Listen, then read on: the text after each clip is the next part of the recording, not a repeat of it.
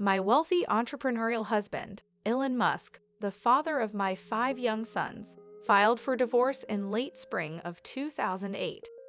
He texted me 6 weeks later to tell me he was engaged to a stunning British actress in her early 20s who had relocated to Los Angeles to be with him.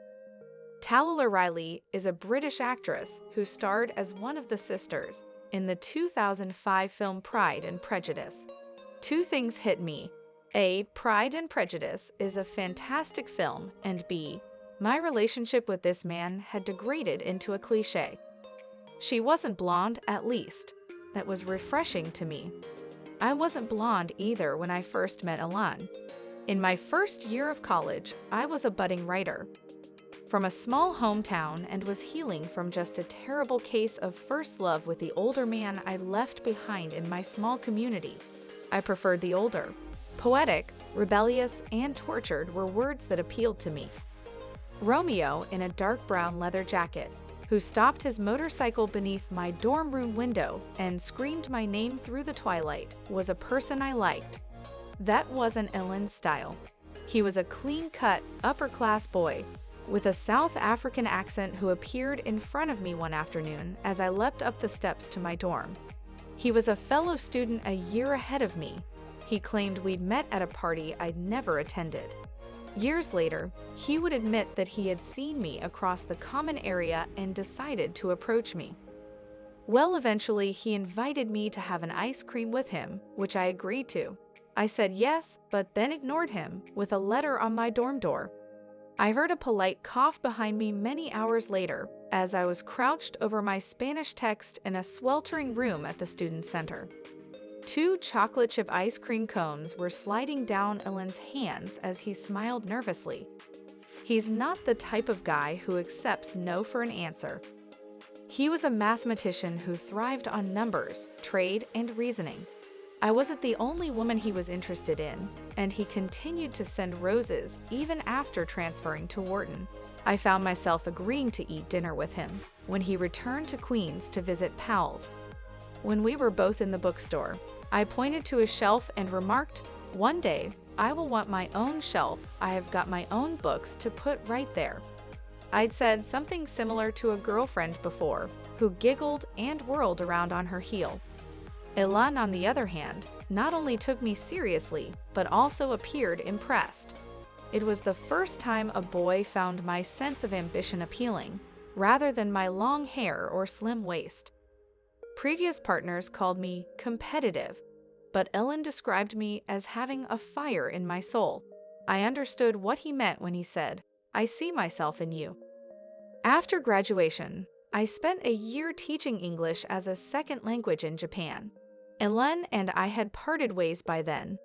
I got a bartending job in Canada, worked on my manuscript, and contemplated whether or not to return to Japan. One day, I told my sister that I will accept Elon's offer if he contacts me again. There's a chance I missed something. After a week, he called me. He'd relocated to Silicon Valley after graduating. He was living in a Mountain View condo with 3 roommates and working on his first .com venture, Zip2. I flew out the next day for the first of several visits. He asked me how many children I wanted over dinner one night. 1 or 2, I replied quickly, though if I could afford nannies, I'd have 4. He burst out laughing. He explained, "That's the difference between you and me. I just expect nannies will be present." "Baby," he exclaimed gleefully, making a rocking motion with his arms. After that, he took me to a bookstore. I was handed his credit card. He said, "Buy as many books as you want." Nothing could be sweeter than what he said. Elon told me we had an appointment with a lawyer 2 years later, 2 months before our January 2000 wedding, to help us with a financial arrangement that the board of his new company wanted us to sign. "It's not a prenup," he answered hurriedly when I stared at him. I was engaged to a wealthy entrepreneur, despite dating a struggling 20-something entrepreneur. Elon had sold Zip2, a company that worked with newspapers, to help them get online, the year prior for roughly $20 million. We now had a 1,800 square foot condo that he had purchased and renovated. There, we had a spot of our own. He likewise purchased $1 million sports vehicle, a McLaren F1, and a little plane. Our everyday schedule continued as before, with the exception of the expansion of flying examples, and Ellen's abundance appeared to be conceptual and stunning, a series of zeros that existed in some bizarre space of its own. I made uncomfortable jokes that he was going to dump me for a supermodel. All things considered, he proposed, getting down and acting with great humility on a traffic intersection. A large portion of his newly discovered fortune he turned over into his subsequent organization, a web-based financial foundation, X.com, that later became PayPal, the internet-based installment organization. It was this board that was probably encouraging him to get a monetary understanding. I didn't know that my supposed husband was planning something that I didn't know then. I later knew what the plan was. Anything done or spoken won't be used in the law court. I didn't care at that time. We were going to be husband and wife eventually, so it isn't a big deal, I always told myself. I always thought that we were soulmates, meant for each other. He was my all, a life without him would be hell. On our wedding reception, Elon told me that he was the alpha in our marriage. I took it as nothing, just like when I signed the post-nuptial agreement. You know what love can do to someone. After some time, I noticed that he meant what he said. He grew up in the male-dominated culture of South Africa, which influenced him, making him ever ready to compete in business. He continued this way, loving his business more than anything. At a time, his judgment overruled mine, and he always complained about my character, which wasn't up to his competitive standard. I always reminded him that I was his wife and not his business counterparts. And guess what he said? If you were my employee, I would have fired you. In 2002, when eBay bought PayPal, we already had our first child, Nevada Alexander by name. We lost Nevada the same week PayPal was sold. He went down for a nap in my hands and never woke up again. He was 10 weeks old, the age when male infants were most likely to contact the SIDS. Elon made it clear that he wasn't ready to talk about the death of our son. He told me that my grief were emotional manipulative, and I didn't understand what he meant. Well, what could I say?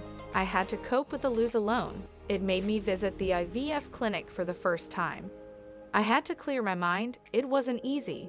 Elon and I planned to get pregnant as fast as possible. I took in within the next 5 years, gave birth to twins, then triplets. It seems God decided to console me because I sold my 3 books to Penguin, Simon, and Schuster. Moreover, it didn't take out the pains of losing my child. I would have been depressed more if one of our nanny hadn't recommended a therapist who I had weekly sessions with that made me realize what my life had become. Elon was obsessed with his work. He sees everything as work. While at home, his mind was at work too. As a woman, I longed for what every married woman would love to have and feel. I sacrificed my family life for his career.